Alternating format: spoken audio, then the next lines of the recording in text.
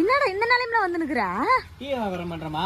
அதுக்கு நீ இப்படியா? ஆமாமா, பங்குனி வெயில்ல பல்ல விழிச்சு அடிக்கும் போது டீ இஞ்சி டீ கேட்பானுங்க, மழைக்கு சும்மா இருப்பானுங்க. அதான் டீ வியாபாரம் பண்ணலான்னு வந்துட்டேன். அட லூசு பையலே, அம்மா கிட்ட ஒரு வார்த்தை சொல்லியிருந்தேன். நான் உனக்கு எதனா வாடகை கடை புடிச்சு குத்து டேபிள் கிள்ளு போட்டு எல்லாம் செட் பண்ணி குத்துருப்பேன்ல. எல்லாம் செட் பண்ணி குத்துட்டு லாஸ்டா ஒரு முக்கானம் போட்டு எலுமிச்சு மரத்து வச்சுட்டு சூனி வச்சுட்டு வந்துருவேன். நாசமா போகணும். ஐயே, எனக்கு நல்லது பண்ணுவேன். ஆளை முன்னில் டீ வியாபாரம் தான் பயங்கரமா இருந்துச்சு. ஆமா, என்ன நினைச்சிட்ட நீ? டாக்டர் ஒரு நாளைக்கு 5 லிட்டர் 6 லிட்டர் கம்பல்சரி தண்ணி குடிக்கணும்னு சொல்றாருல்ல, அவனா குடிக்கிறானுங்களா? இல்ல, ஆனா கம்பல்சரி 10 டீ 15 டீ குடிச்சே ஆகணுங்கம்மா.